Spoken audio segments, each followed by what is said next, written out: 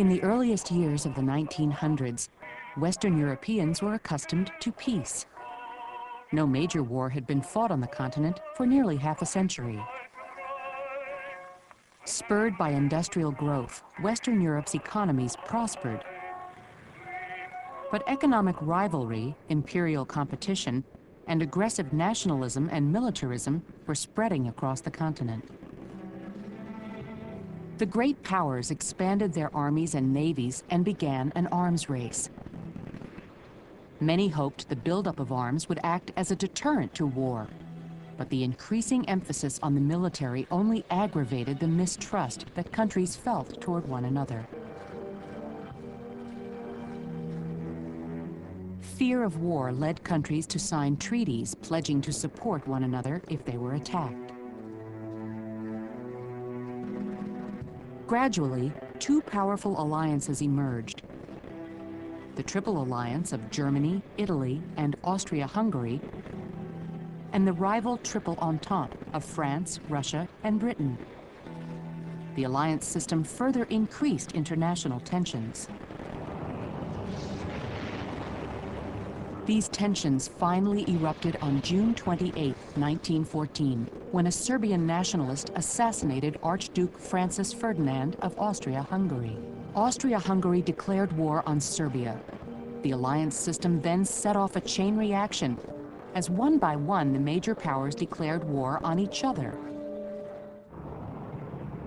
Newspapers soon began calling the conflict the Great War because it engulfed most of Europe and involved massive numbers of troops. The French mobilized almost 8.5 million men, the British nearly 9 million, the Russians 12 million, and the Germans 11 million.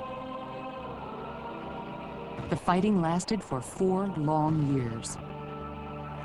When the war started, Europeans were full of enthusiasm and patriotism. Young men rushed to enlist as crowds cheered them on. But the enthusiasm was short-lived. This was a new kind of war, far deadlier than any fought before.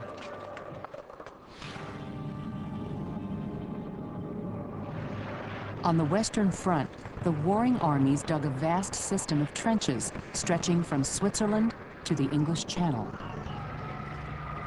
Soldiers lived a harsh existence, eating, sleeping, and fighting in the trenches. Thousands died seizing and defending the smallest bits of territory. New technology made World War I more devastating than any previous conflict. Machine guns could fire hundreds of bullets a minute. Artillery, howitzers, and mortars could shell enemy positions from miles away.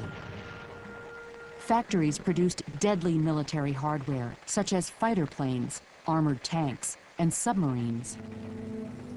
And poison gas was now part of the soldiers' arsenal. This new chemical weapon caused agonizing burns and blisters and blinded or choked its victims. Soldiers were eventually given gas masks, which helped to reduce the effects of being gassed, an ever-present hazard of the war. World War I finally ended in 1918.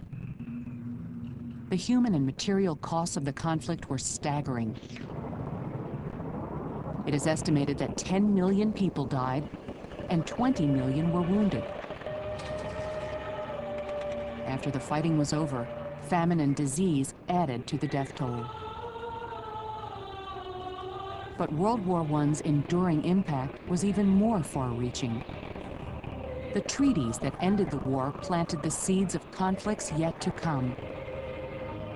And the new weapons that emerged during the terrible struggle forever changed the face of war.